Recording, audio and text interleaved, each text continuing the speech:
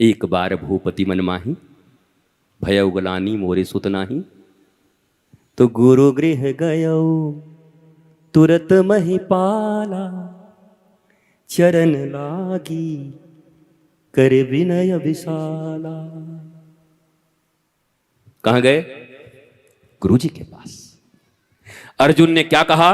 भगवान से काम नहीं चलेगा। शिष्यस्ते हम साधिमाम त्वाम प्रपन्नम, मैं तुम्हारा शिष्य और आप मेरे गुरु बनो और अब हमको ज्ञान दो, तभी मुझे समझ में आएगा। भक्त और भगवान की लीला नहीं है, कृष्ण और अर्जुन की गुरु और चेला की लीला है, गुरु और शिष्य की लीला है। हनुमान जी भी भक्त और भगवान की लीला नहीं चल रही, वहां भी कह रहे हैं कृपा करहूं गुरुदेव की नाई। इसलिए मेरे प्यारे, मम्मी चाहिए जिंदा, पापा चाहिए जिंदा, दोस्त चाहिए जिंदा, फूफा फूफी चाहिए जिंदा, पति पत्नी चाहिए जिंदा, तो गुरु चाहिए फोटो।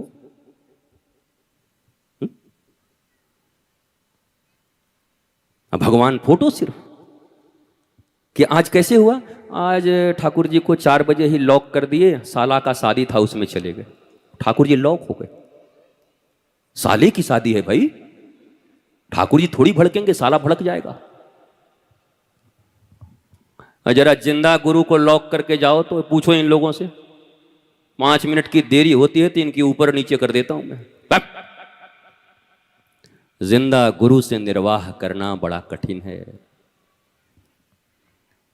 क्योंकि वो तुम्हारी हर एक भूल को देखेगा, हर एक कदम जो नरक और गर्त में पड़ने वाले हैं उनसे तुम्हें रोकेगा। इसलिए शिष्य और गुरु के बीच में बहुत कम प्रेम होता है, नाराजगी ज्यादा रहती। नाराज, वो राजी नहीं रहता। अरे गुरु जी तो बकबक करते रहते, गुरु जी को तो हर समय बस समय। नाराज। पर जो राजी हो गया, राजी तेरी रजा में अपनी बने या बिगड़े, हो राजी तेरी रजा में, राजी तेरी रजा में अपनी बने या। और आज तक अगर हरि और गुरु के सामने किसी ने समर्पण किया तो उसका बिगड़ेगा कि बनेगा? हरिश्चंद्र का बिगड़ गया कि बन गया? हा? अरे हरिश्चंद्र जैसे कितने लोग थे, अगर ये घटना न हुई होती तो आज पूरी दुनिया सत्यवादी हरिश्चंद्र के रूप में न जान रहा होता। गुरु ने बिगाड़ा नहीं, अमर बना दिया, सत्यवादी हरिश्चंद्र बना दिया। लिया कुछ नहीं, सब दे दिया। तो जीवन में गुरुता को अपनाओ। मुझे नहीं, मैं तो साधारण एक बालक हूं, घूमता रहता हूं, राष्ट्र के लिए जागरण करता रहता हूं, और मेरी ऐसे भी बहुत ज़्यादा इसमें रुचि नहीं है कि ये बनाओ वो बनाओ, वो मान लो ये दो। मैं भारत के लिए जीता हूं, भारत मेरी माँ है और रग रग में मेरे खून में भारत माँ दौड़ती है, और मैं भारत माँ के लिए अंतिम श्वास तक भारतीयों को जागृत करता रहूंगा। उनके संस्कार, उनकी संस्कृति, उनकी प्राचीन पद्धति, उनके बच्चे डिप्रेशन के बच्चे न हो, टेंशन की औलादें न हो, बल्कि हमारे यहां ध्रुव प्रहलाद जैसे और शिवाजी जैसे संतानें पैदा हों। इसके लिए मैं पूरे देश में घूमता हूं, दुनिया में जाता हूं। यही मेरा एकमात्र संकल्प है। इसलिए थोड़ा लोग उज्जड़ कह देते हैं कि वो उज्जड़ हैं, वो तो कुछ बोलते ही नहीं, कुछ भी बोल देते हैं। वो कल एक भैया मेरे पास लेके आया था पुर्जा, बेचारा कुछ अच्छा ही लेके आया होगा। हमने बोला ले जा अपना पुर्जा, पुर्जा तेरी पुर्जा से मुझे कुछ नहीं बोलना। और क्या पता कुछ अच्छा चीज रखा हो उसमें, पर उस हमसे थोड़ी। हमने कहा पुर्जा ले जा यार, पुर्जा में क्या लिख के लाया होगा, पता नहीं क्या लिख के देगा। गुरुजी इस पर बोलिए, गुरुजी इस पर बोलिए। हम क्या तुम्हारे स्टूडेंट हैं कि तुम जो कहोगे वही बोलेंगे? हमें जो मौज आएगा वो बोलेंगे। और हमको तो सबसे बड़ी बात यह है कि बुक करके कोई लावे तो फिर बड़ा दिक्कत होता है कि भैया बुक करके लाए हैं किसको? बोला आलिया भट्ट को, तो नाचना पड़ेगा उसको। न नाचेगी तो ना पैसा काहे को ले गई तू? आलिया भट्ट हमारी आजकल तुम्हारे बच्चों के आइडियल है। उससे पत्रकारों ने पूछा भारत का प्रधानमंत्री कौन है? बोला पृथ्वीराज चौहान। हे भगवान, वो ऐसे ऐसे लोग तुम्हारे आइडियल हैं बच्चों के। कमाल। वो आइडियल नहीं हो सकते। इसलिए याद रखो, जब कभी कॉन्वेंट या किसी स्कूल में अपने बच्चे का एडमिशन कराने जाना, तो अपने बच्चे को कह देना कि इस स्कूल में, इस विद्यालय में तुम्हारा एडमिशन इसलिए करा रहा हूं कि यहां जीविका की विद्या मिलेगी, यहां से तू कमाने के लायक हो जाएगा, 2 पैसे शायद कमा ले, और उसी दिन ले जाना सदगुरु के चरणों में और डालकर कहना कि यहां तुम्हें जीवन की विद्या मिलेगी। वो जीविका की विद्या देने वाला विद्यालय है और सदगुरु जीवन की विद्या देने वाला है। ये दोनों रेल की पटरी की तरह है। भारत में सिर्फ जीविका की विद्या हो गई, एम्प्लॉयमेंट, नॉलेज लेस एम्प्लॉयमेंट। वहां एम्प्लॉयमेंट मिलेगी, यहां जीवन मिलेगा। आईएएस रहें या रिक्शा चलाएं, पर आत्महत्या नहीं करेंगे, मौज में रहेंगे। ये जीवन की विद्या सदगुरु के शरण में ही मिल सकती है, उनके प्रबोध से मिल सकता है, उनके ज्ञान से मिल सकता है। इसलिए प्यारे भारतवासियों, मेरे भीलवाड़ा के वासियों, अपने बच्चों के ऊपर इतना रहम कर देना। तुम्हारे कलेजे के टुकड़े हैं, ये 2 काम जरूर कर देना, जीविका की विद्या और जीवन की विद्या दोनों देना। केवल जीविका की विद्या मत दो, केवल पैसे का मशीन मत बनाओ, यंत्र मत बनाओ, नहीं तो तुम्ही को लात मारेगा बड़ा होके। पहले पत्नी लेके निकल जाएगा, 2 लात देके तुमको निकल जाएगा, तुम बूढ़ा बूढ़ी रोते रहोगे, हमने सब गंवा दिया। अब रो मरो, संस्कार दिए थे। जिस दिन वो कच्चे मिट्टी की तरह था, कच्चे बांस की तरह था, तुम्हारे अधीन था, तुम्हारी गोद में था, उस दिन क्यों नहीं 16 संस्कार दिए? उस दिन क्यों नहीं ध्रुव और प्रहलाद की तरह उसे बनाया? उस दिन क्यों नहीं कहे प्रातःकाल उठ के रघुनाथा, मां तो पिता गुरु ना वही माता? क्यों नहीं सिखाए थे? क्यों नहीं बताया? तुम्हारे पास समय था, तुम्हारा बच्चा था, तुम्हारे अधीन था, गोद में था। वो तो मासूम है, उसको क्या पता है? पर तुमने क्या सिखाए? मोबाइल, बुआ, फूफा, मासी, डिस्को, सीरियल, यही सिखाया। और अब रो रहे हो। अब पछताए होत क्या, जब चिड़िया चुग गई खेत, का बरसा जब कृषि सुखानी, समय चूकी पुनि का पछतानी। इसलिए जो चूक गए वो बिड़ला की परिवार की तरह हो जाएं। तो 1-2 बार बोल दो, सुने सुने, नहीं तो अपनी मस्ती में रहो।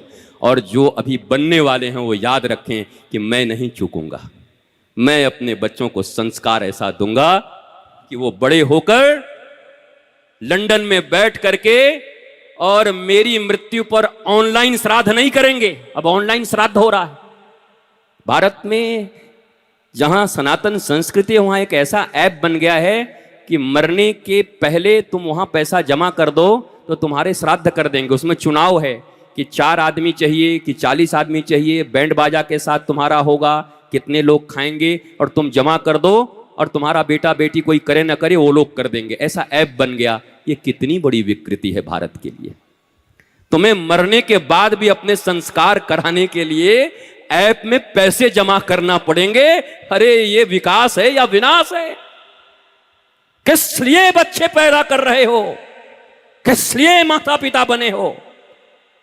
इसलिए संस्कारों की खेती करो, संस्कार दो हर पल। और मेरी मां, तुम ही चाहोगी तो काम बनेगा। बाप राक्षस था हिरण्यकश्यपु, पर मैया नारद जी की भक्त निकल गई, गुरु जी की।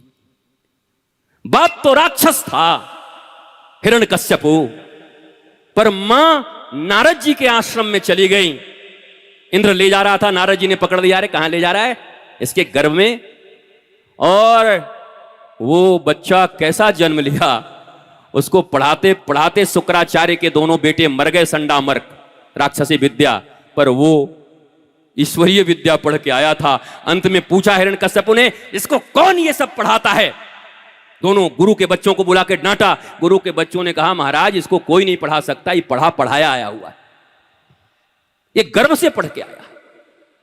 और यही है संस्कार, गर्भाधान और पुंसवन, साइंटिफिक संस्कार। पूरे साइंस को चुनौती देता है सनातन संस्कृति, दुनिया के उन्नत विज्ञान को चुनौती देता है। अगर गर्भाधान के समय पति पत्नी केवल उस सनातन संस्कृति के अनुसार व्यवहार कर लें तो कोई कारण नहीं कि तुम्हारे घर में राक्षस जैसे औलादें पैदा होंगी, तुम्हारी बातें न सुने। पर वो मिट गए गर्भाधान के समय। ये सब कोई, ये क्या बन गया भारत? बोला विवाह हो गया, कहां? बोला हनीमून, कहां? बोला कुल्लू मनाली। अरे वो मनाली जहां मनु नाम के ऋषि रहते, वो तुम्हारी अय्यासियों का अड्डा है। और एक भगवान बलराम का विवाह हुआ रेवती के साथ, और भगवान बलराम के कक्ष में देख रहे हैं बड़े बड़े देवता किन्नर सब झांक रहे हैं। भगवान कृष्ण ने पूछा ये क्या है, ये क्या बदतमीजी है? हमारे दादा का विवाह हुआ, आज प्रथम रात्रि है, ये लोग उनके घर के भीतर क्या झांक रहे हैं? बोला महाराज आप भी आ जाओ। नारद जी भी गए, श्री कृष्ण भी गए, दाऊ जी का विवाह हुआ, और जाकर देख रहे हैं। बोला नारद जी देखो बात क्या है, ये क्यों सब लोग झांक रहे हैं? तो नारद जी ने कहा कि महाराज आप भी एक बार देख लो। और जब भगवान ने झांक कर देखा तो क्या देखते हैं? बलराम जी पर्यंक पर बैठे हैं सैया पर, और माता रेवती नीचे बैठी है, उनके चरणों को पकड़कर आंखों से अश्रु निकल रहे हैं, और भगवान बलराम श्री कृष्ण और राम की कथा सुना रहे हैं, उनको धर्म की कथा सुना रहे हैं। ये प्रथम रात्रि है, ये सनातन संस्कृति है। तुम क्या विकृति पैदा कर रहे हो? क्या सिखा रहे हो अपने बच्चों को?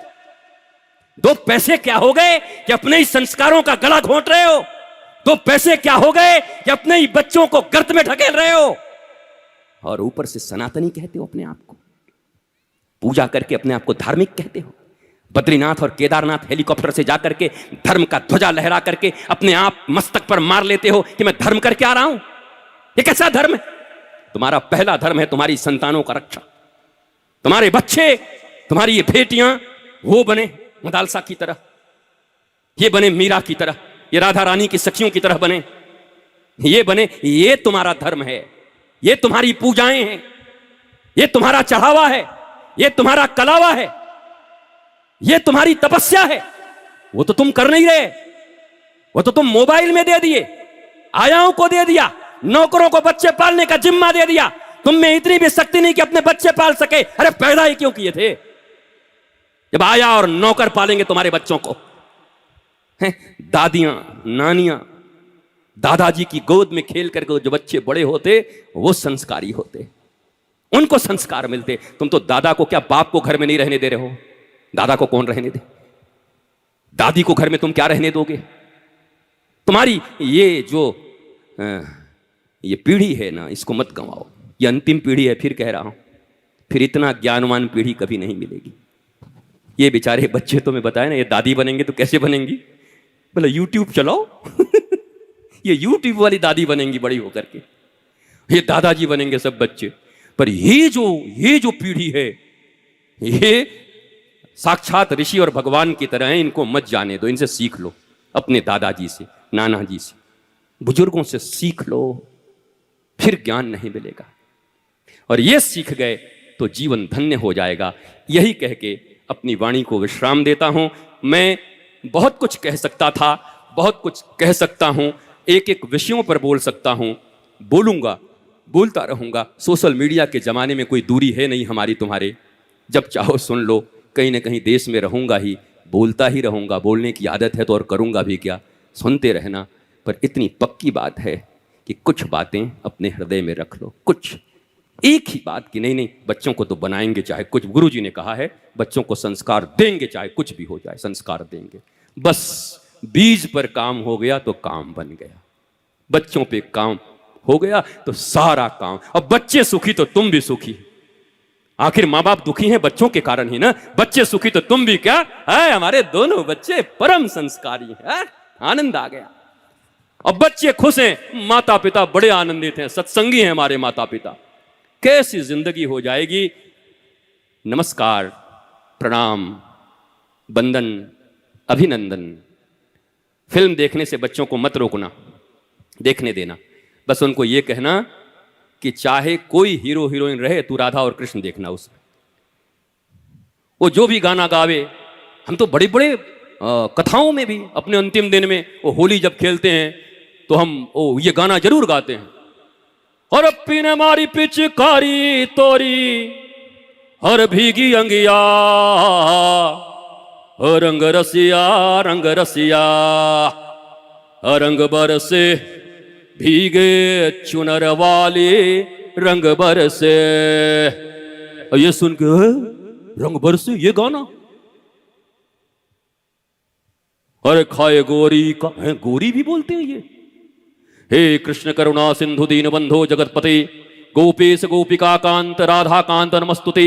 तप्त कांचन गौरांगी श्री राधे वृंदावनेश्वरे। गौरांगी तो मेरी जिंदगी में एक ही हैं और वो श्री राधा हैं। अब पता नहीं तुम्हारे लिए कौन कौन सी होंगी, मुझे पता नहीं, मेरी तो एक ही गोरी है। तप्त कांचन गौरांगी श्री राधे वृंदावनेश्वरी वृषभान सुते देवी प्रणमामि हरिप्रिये। हरे कृष्ण कृष्ण कृष्ण हरे हरे, हरे राम राम राम हरे हरे। अरे लौंगा इलाची का बीड़ा लगाया और चाभे गोरी का। हमारे ठाकुर जी का पान कैसे बनता है पता है वृंदावन में? वो चूना जो है ना, चूने को मलाई में रखते हैं एक दिन तक, फिर वो चूना निकालते हैं, वो मलाई हटा देते 12 घंटे के बाद, फिर दूसरे मलाई में, नई मलाई में, ऐसे 7 दिन तक उस चूने को मलाई में डाल डाल के, और फिर 7वें दिन ठाकुर जी के पान का बीड़ा लगता है। हमारे कन्हैया कोमल है ना, तो कहीं गाल न कट जाए, इसके लिए मलाइयों में डाल करके चूना निकाला जाता है। अब बताओ, अगर ये गाना गाते समय तुम्हारे बच्चों के दृष्टि में राधा और कृष्ण आ गए तो ये गाना विकृति नहीं लाएगी बल्कि संस्कृति ले आएगी। सुनो, भजन करते हुए भी अगर भाव खराब हो तो राक्षस बन जाओगे, और गाने भी बज रहे हों और हमारे हृदय में राधा कृष्ण हो तो भजन हो जाएगा। ये अपनी आने वाले संतानों और औलादों को सिखा दो, ताकि ये डिस्को पब में भी कभी चले गए तो वहां भी नहीं बिगड़ेंगे, वहां भी कहेंगे अरे ये क्या नाचेगा, हमारे कन्हैया तो कालिया नाग के ऊपर नाचे थे, 100 फन के ऊपर, वहां भी उसको कृष्ण याद आ जाएंगे। बोला ये क्या नाचेगी? किशोरी जी ने ऐसा महारास किया कि सारा जगत और शंकर जी भी दौड़ के आ गए, गोपी बन के आ गए। शंकर जी रास हो रहा था तो शंकर जी गोपी बन के आ गए। महाराज सब तो बनावट कर लिया था, पर पूछा सब गोपियों ने, भैया ये कहां से गोपी आ गई? बड़ी तगड़ी, बड़ी मोटी है, धड़म धड़म चल रही है, ये कहां से आ गई? बरसाने से आ गई, नंदगाम से आ गई, रावल से आ गई, ये कहां से आई है? तो पकड़ पकड़ के गोपियों ने खींचना शुरू किया। भगवान श्री कृष्ण ने देखा, अरे बोला अरे रे रे, ये गोपी न नंदगांव से आई है, न बरसाने से आई है, न वृंदावन से आई है, ये तो सीधा कैलाश से उठ के आई है, और ये गोपी नहीं, ये गोपेश्वर नाथ हैं। और उठाया तो देखा महाराज शंकर जी ने पूरा का पूरा रूप बनाया था अन्नपूर्णा जी से मांग करके, पर तुर्रेदार मूछ रखना नहीं छोड़ा, मूछ रख लिए थे।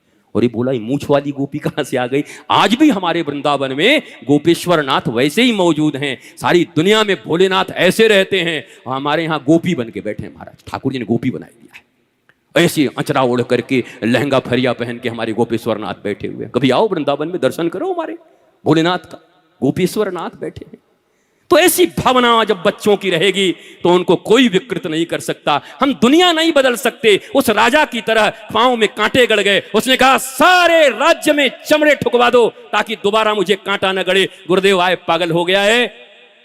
अनाज कहां से पैदा होंगे, पानी कहां से आएगी? बोला फिर क्या करूं? बोला तू अपने पैर के नाप के जूते बनवा ले, तुझे कांटे नहीं गड़ेंगे। सारी पृथ्वी पर और सारे राज्य में चमड़े ठुकवाने की जरूरत नहीं है। वैसे ही तुम सृष्टि तो नहीं बदल सकते, दुनिया नहीं बदल सकते, विकृतियां नहीं बदल सकते, पर अपने संतानों की दृष्टि बदल सकते हो। वो जहां जाएंगे राधा कृष्ण का दर्शन करेंगे, विवेकानंद का दर्शन करेंगे, राम सीता का दर्शन करेंगे। इतना तो कर सकते हो ना, वो करो। जो कर सकते हो वो करो, जो नहीं कर सकते हो उसको रोना मत रो। हम क्या करें? Excuse excuse, there is no excuse in spiritualism. यहां कोई एक्सक्यूज नहीं है। यस मैं करूंगा, आज्ञा गुरु नाम अविचारणीय, गुरु ने जो कहा है वो करेंगे, नो एक्सक्यूज। हम तो कर लेते महाराज जी, लेकिन क्या कहें। और लेकिन जिसने लगा दिया वो बड़ा खतरनाक आदमी। ये लेकिन वालों से दूर रहना। आप ना महाराज जी हम तो आपको क्या कहें, आपके लिए तो बहुत कुछ करने की इच्छा थी, लेकिन हम कि जल्दी भाग निकल यहां से। लेकिन का बच्चा, ये लेकिन वाले लोग बड़े खतरनाक हैं। कोई लेकिन नहीं, किंतु परंतु, इफ बट, इतना तो सनी देओल भी जानता है। No if no but only Jatt. कोई पट नहीं, केवल केवल वो जो कहें वही होगा, वही करेंगे। मस्त रहिए, स्वस्थ रहिए। कई लोग कह रहे हैं ये 5वीं बार बोल रहा है, कब छोड़ेगा। इस दुनिया में तो सभी आपका बंटाधार करने पे लगे। ऊपर से भले ही देख करके कहते हैं अरे how are you, my best wishes, भीतर से कहते हैं फेल हो जाए, इसका बिजनेस डूब जाए, मर जाए, बड़ा हमको दिखा रहा है, इसकी गाड़ी एक्सीडेंट कर जाए। दुनिया में सब तो तुम्हारे लिए अशुभ बातें सोच रहे हैं। इस दुनिया में कौन ऐसा है जो 5 बार बैठकर ये कहे कि मस्त रहो, स्वस्थ रहो, आनंदित रहो, श्री कृष्ण की शरण में रहो। ये तो 100 बार भी सुनना पड़े तो कम लगता है। आशीर्वाद जितनी बार मिल जाए उतना अच्छा है। अब फाइनल मस्त रहो। कई लोग कह रहे हैं हे भगवान अब फाइनल कर देना गुरुजी, तो अब फाइनली मस्त रहो, स्वस्थ रहो, आनंदित रहो। मैं बहुत ग्रेटफुल हूँ, बहुत छगन दास के लिए। छगन हमारा जो बच्चा है, बेटा है, जिसने मुझे यहाँ तक लाने में अपनी सारी ऊर्जा झोंक दी। मैं वृंदावन से उदयपुर में अपने स्वास्थ्य लाभ कर रहा था, न किसी से मिलना न जुलना, चुपचाप बैठा। पर वो पता नहीं भीलवाड़ा किससे उसका यहाँ टाका भिड़ा है, मुझे कुछ पता नहीं, किससे प्रेम में पड़ा है। अब बोले महेश जी से बात हो रही थी, पता नहीं किससे, कांति भाई से, एकदम चलना ही है भीलवाड़ा। हम कि अभी मैं 1 किलोमीटर नहीं चल सकता, मुझे कहाँ ले जाएगा। पर ऐसा भाव, ऐसी भावना उसके भीतर थी कि वहाँ खींच कर ले आया। तो उनको बहुत आशीर्वाद मेरे बेटे को कि आपने, और मैं भी आकर खुश हूँ, इतना खुश हूँ, आनंदित हूँ। बहुत दिन के बाद आपसे बात करने का मौका मिला। वैसे सब जगह जाता हूँ, पर यह बात पक्का है, इस छोटी सी जगह में जितने भी लोग आए और जिस शांति के साथ बैठकर, इन सबको बुलाया गया था कि बस आधे घंटे तक महाराज जी कुछ बोलेंगे, 20 मिनट तक। ये तो बाद में भी पकड़ेंगे ये महेश जी लोगों को कि अबे आधा घंटा बोल के लाया था, पूरा हमारा रात बर्बाद कर दिया। तो और सब आधे घंटे के लिए बुलाया गया था। पर ऐसी शांति, ऐसा साइलेंस, और बड़े तो छोड़ो, छोटे छोटे बच्चे, इनको देख के मैं इतना प्रभावित हुआ कि ऐसा लगा कि हे प्रभु, इन बच्चों के लिए बोलता हूं तो आज मेरा बोलना सार्थक हो गया। भीलवाड़ा में आकर बच्चे भी इतना सुनते। यार प्रयत्न करते रहो तो कभी निराशा नहीं मिलेगी। मैं आपका भी ग्रेटफुल हूं, बहुत थैंक्स आपको, बहुत धन्यवाद कि आपने इतना बहुमूल्य समय बहुमूल्य चीज के लिए दिया। कूड़े कचरे के लिए तो बहुत देते थे, पर अपना बहुमूल्य समय बहुमूल्य शास्त्र के लिए दिया। इसके लिए धन्यवाद के पात्र हैं। इस जितने भी आयोजन करता हैं, जो भी यहाँ पर नगर के लोग हैं, विभिन्न प्रकार के लोग, विधायक जी भी हैं, सभी लोग बैठे हैं और सब बड़ी तन्मयता के साथ, आनंद के साथ इसका श्रवण किए। फाइनली स्वस्थ रहिए, मस्त रहिए, आनंदित रहिए, प्रसन्न रहिए। और चलते चलते फिर 2 लाइन, अब आपको कुछ ताल तमूरा तो है नहीं, तो मैं आपको कुछ सुना भी देता। तो आइए, गुरु वचनों को रखना संभाल के, ये बड़ा गहरा है, इससे भाव बड़े जुड़ते हैं। मैं सदा अपने गुरु जी के पास इसको सुनता था तो आंखों से अश्रु निकल आते थे और बड़े गहरे भाव हैं इसमें। आइए, सुंदर। गुरु वचनों को रखना संभाल के, एक एक वचन में गहरा राज है। जिसने जानी है महिमा गुरु की, उसका डूबा कभी ना जहाज है। दीप जले और अंधेरा मिटे ना, ऐसा कभी नहीं हो सकता। ज्ञान सुने और विवेक न जागे, ऐसा कभी नहीं हो सकता। जिसकी रोशनी से रोशन जहान है, मेरा गुरुवर भी कितना महान है। जिसने जानी है महिमा गुरु की, उसका डूबा कभी ना जहाज है।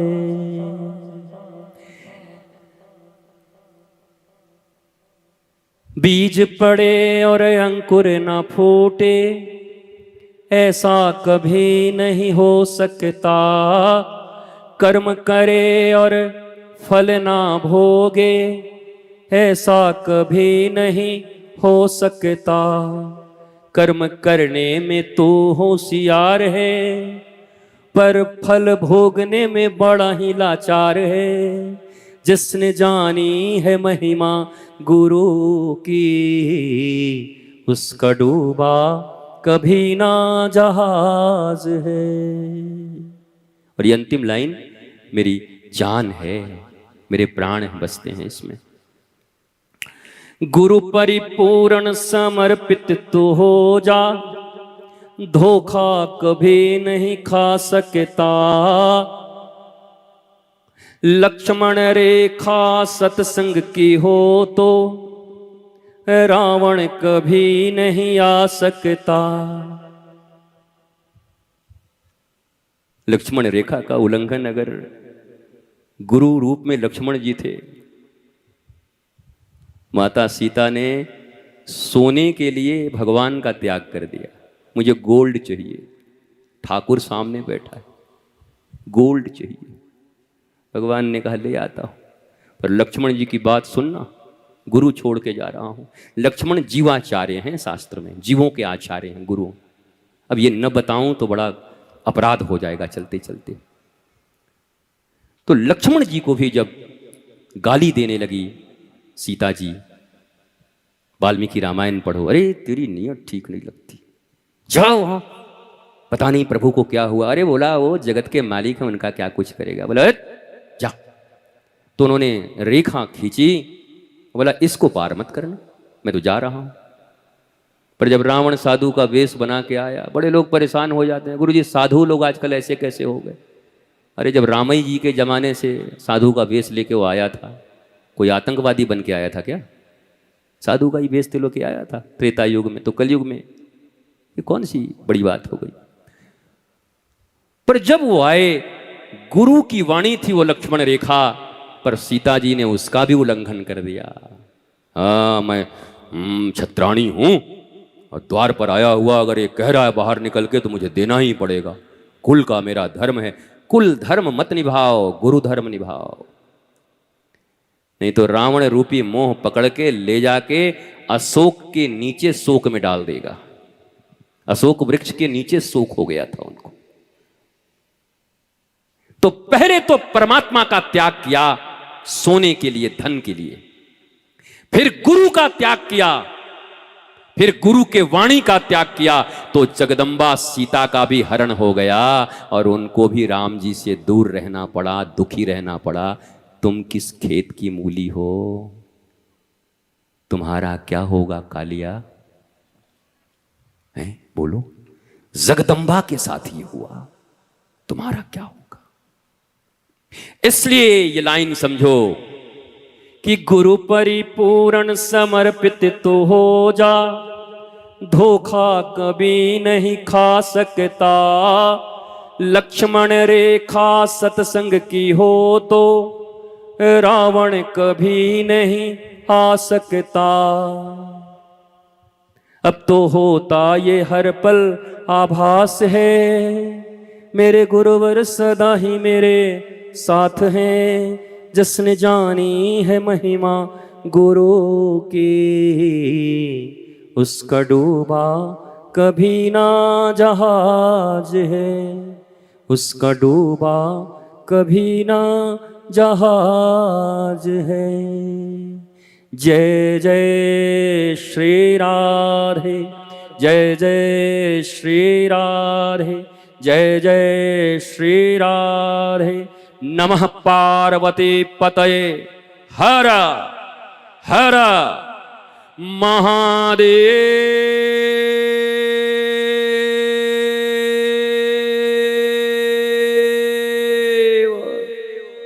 शंभो शंभो शंभो। कल भारत का भविष्य निर्धारित होगा,